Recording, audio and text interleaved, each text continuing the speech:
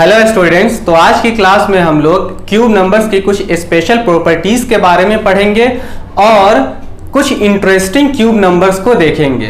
तो सबसे पहले चलिए हम लोग बात करते हैं क्यूब नंबर्स की स्पेशल प्रॉपर्टीज की।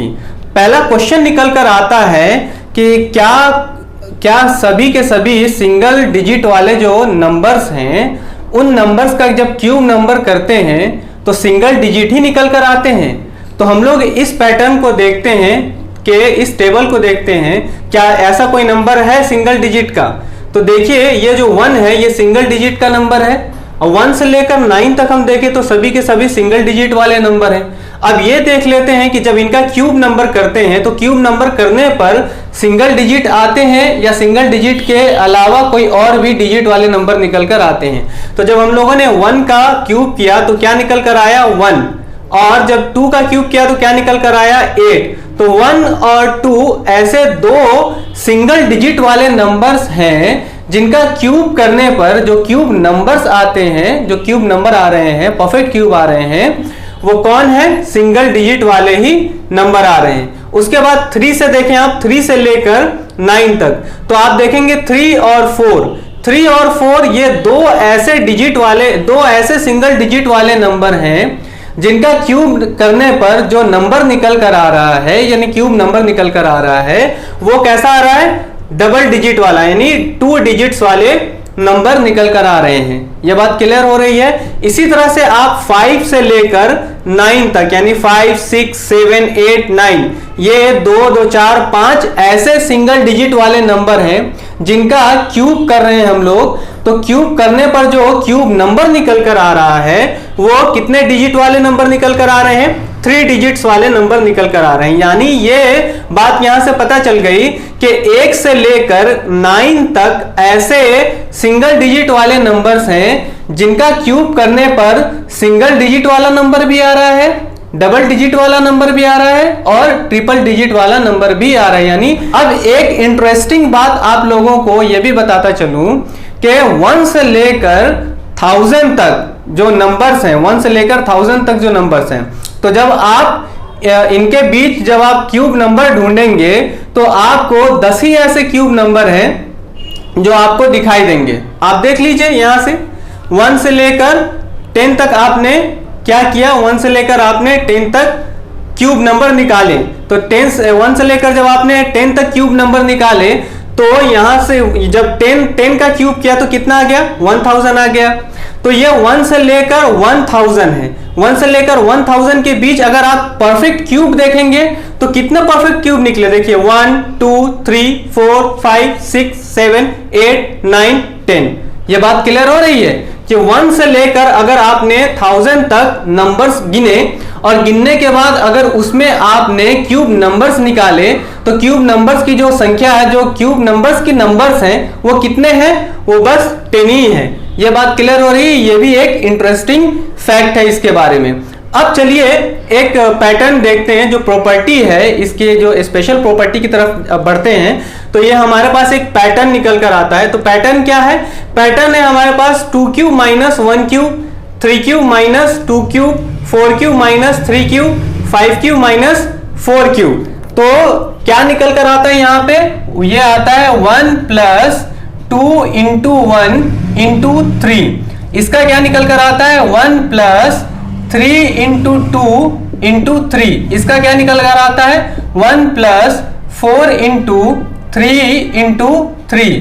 इसका क्या निकल कर आता है 1 प्लस 5 इंटू 4 इंटू 3। यानी ये बात यहां से पता चल रही है कि कोई नंबर है, कोई भी नंबर दिया हुआ है, दुनिया का कोई भी नंबर, मान लीजिए दुनिया का कोई भी नंबर दिया हुआ है n। अब n का क्यूब करें, n का क्यूब किया हम लोगों ने, और यहीं पे अगर मान लीजिए कोई नंबर दूसरा है n+1, तो n+1 का भी क्यूब किया हम लोगों ने। तो अब इन दोनों का क्यूब किया हम लोगों ने। अगर n+1 के क्यूब में से जो आपका नंबर है n क्यूब, उसको क्या किया हम लोगों ने, माइनस कर दिया। तो जब माइनस किया हम लोगों ने तो ये हमारा पैटर्न ये निकल कर आया। ये बात समझ आ रही है। अब ये पैटर्न सब नंबर पे लागू हो जाएगा। वो कौन से नंबर पे लागू होगा, अब यहां से ये हम लोग लिखेंगे कैसे, ऐसे लिखेंगे n+1 cube minus n cube. Is equal to क्या निकल कर आ जाएगा। अब यहां से ये देखिए 1 लिखा हम लोगों ने, 1 के बाद क्या किया, प्लस किया। अब यहां पे आप देख रहे हैं ये 5 इंटू 4 दिखा रहा है ना, 5 इंटू क्या दिखा रहा है, 4 दिखा रहा है, ठीक है। तो 5 इंटू 4 दिखाने का कहने का मतलब ये हो गया कि ये जो 5 है, ये मान लिया हम लोगों ने कि ये हमारा क्या है, 5 है। तो हमने इसको क्या लिख दिया, ये n+1 इंटू, अब यहां पे ये जो आपका n है ये आ जाएगा n, और इंटू में क्या दिखा रहा है यहाँ 3। सब पैटर्न में कौन कॉमन है, सारे पैटर्न में 3 कॉमन है मल्टीप्लाई में, और सारे पैटर्न में 1 कॉमन है एडिशन में। 1 करने के 1 लिखने के बाद ऐड में क्या लिख रहे हैं हम लोग, ऐड कर रहे हैं, और क्या लिख रहे हैं हम लोग, जो नंबर हमारा बड़ा वाला है उससे पहले लिखा और फिर मल्टीप्लाई किया, और जो नंबर उससे छोटा है उसे लिखा, और उसके बाद 3 हमारा कॉमन चलता चला रहा है और 3 लिख दिया। ये बात समझ आ रही है। तो ये पैटर्न किस पे लागू होगा, ये पैटर्न, ये बात हमेशा आप याद रखेंगे कि ये पैटर्न तभी लागू होगा जब n और n+1 होगा, n+1 होगा। ये बात समझ में आ गई। जैसे मान लीजिए यहाँ पे दिया है 50 दिया है, तो 50+1 करेंगे तो कितना आ जाएगा, ये 50 और आ जाएगा 51। तो ये पैटर्न इसी नंबर पे लागू होगा, 50 51 पे, 40 41 पे, 45 46 पे, है ना। इस तरह के नंबर पे ही ये पैटर्न लागू होगा। ये बात क्लियर हो गई। तो ये एक स्पेशल प्रॉपर्टी निकल कर आ गई। अब इसके बाद एक प्रॉपर्टी हम लोग और देखेंगे, इसे आप लोग नोट कर लीजिएगा। एक प्रॉपर्टी और देखेंगे, क्या है वो प्रॉपर्टी, वो प्रॉपर्टी कह रही है, या वो एक पैटर्न अगर हम लोग यहां से देख ले कि पैटर्न 2, तो चलिए पैटर्न 2 कर दिया हमने, कि कोई भी नेचुरल नंबर है, कोई भी नेचुरल नंबर है ना। तो कोई भी नेचुरल नंबर जो कहां से स्टार्ट होता है, 1 से स्टार्ट होता है। तो 1 से अगर कोई नेचुरल नंबर स्टार्ट हो रहा है, और उन्हीं नेचुरल नंबर्स का हमने क्या किया, क्यूब करना शुरू कर दिया। जैसे 1 नेचुरल नंबर है तो 1 क्यूब हो गया, फिर 2 नेचुरल नंबर है 2 क्यूब कर दिया, फिर 3 नेचुरल नंबर है 3 क्यूब कर दिया, फिर 4 नेचुरल नंबर है 4 क्यूब कर दिया, फिर 5 नेचुरल नंबर है 5 क्यूब कर दिया, और सभी के सभी नेचुरल नंबर्स क्या किया हमने, सबको सम कर दिया, ऐड कर दिया। चलिए ऐड कर दिया, ये बात समझ आ रही है। इसको भी ऐड किया और अप टू कहां तक लेकर चले गए, n क्यूब तक लेकर चले गए।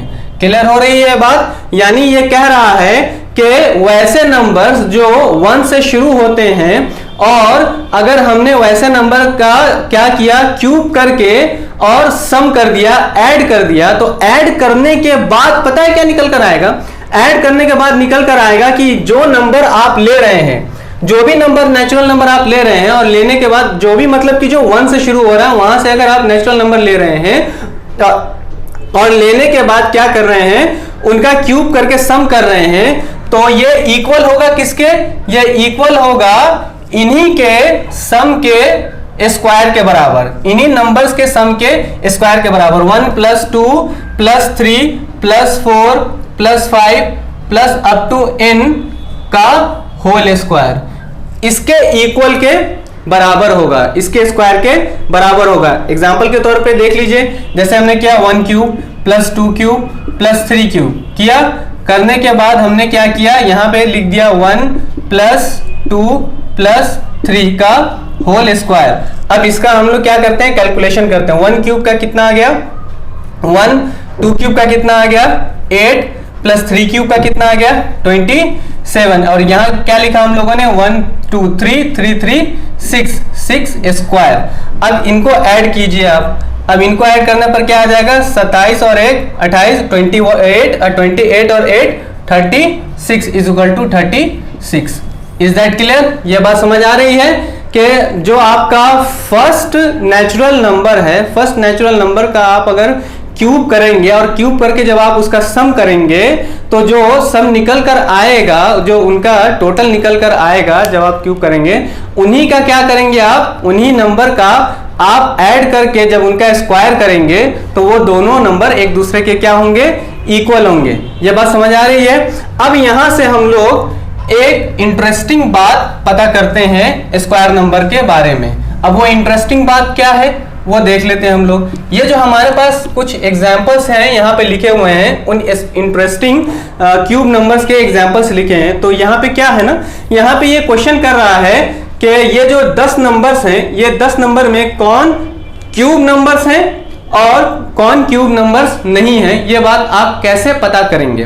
ठीक है, तो यहां पे बेसिकली आप देख रहे हैं कि दो नंबर्स का कॉम्बिनेशन है, एक आपका नंबर है और एक आपका जीरो नंबर है। मतलब कुछ जितने भी आपके यहाँ पे नंबर्स दिख रहे हैं वो कैसे हैं कि सबके लास्ट में 00 लिखा हुआ है, 0 है या 00 है या 000 है, इस तरह के नंबर्स हैं। ठीक है, तो अब हम लोग ये बताना है हम लोगों को कि इनमें कौन क्यूब है, क्यूब नंबर्स हैं, परफेक्ट क्यूब है और कौन परफेक्ट क्यूब नहीं है। तो कैसे हम लोग बताएंगे, तो यहाँ पे ये पहला वाला जो नंबर है 27 स्क्वायर है ना, पहला 27 स्क्वायर है, तो 27 और ये जो आपका 2700 है, सॉरी 2700 है, 2700 है यहाँ पे दिया हुआ, तो 2700 है, तो इसका हम लोग क्या करते हैं, दो पार्ट में इसको डिवाइड कर देते हैं। तो कैसे डिवाइड करेंगे, 27 प्लस 100, इस तरह से हम लोगों ने क्या किया, इसको डिवाइड कर दिया। अब यहां देखिए ये जो 27 है, 27 किसका क्यूब करने पर आएगा, तो 3 का क्यूब करने पर 27 आता है। अब प्लस में 100, क्या 100 किसी का क्यूब में आ रहा है, नहीं आ रहा है, ये स्क्वायर में आ रहा है, तो पहला तो ये निकल कर आ गया। अब दूसरा देख लीजिए आप, 16000 है, 16000 है, तो 16000 को हम लोगों ने दो पार्ट में क्या किया, अलग अलग कर दिया, एक 16 अब प्लस 1000। ठीक है, तो ऐसा लिखा हम लोगों ने। अब ये जो 16 है ये किसी के स्क्वायर में आता है या किसी के क्यूब में आता है, किसी के क्यूब में, किसी भी नंबर के क्यूब करने पर तो नहीं आता है, लेकिन स्क्वायर करने पर आता है। किसका स्क्वायर करने पर आता है, 4 का स्क्वायर करने पर आता है, लेकिन 1000 जो है वो 10 का क्यूब करने पर आता है। ठीक है, अब तीसरा नंबर देख लीजिए आप, तीसरा नंबर क्या दिखा रहा है, तीसरा नंबर कह रहा है 64000, तो इसको भी हमने इसी तरह से किया, तो किया ना 64 प्लस 1000, 64 प्लस 1000। अब 64 किसी के क्यूब में आता है, किसी नंबर के क्यूब में, तो हाँ ये आता है 4 का क्यूब करने पर आ जाता है, और ये किसके क्यूब करने पर आता है, ये 10 का क्यूब करने पर आता है।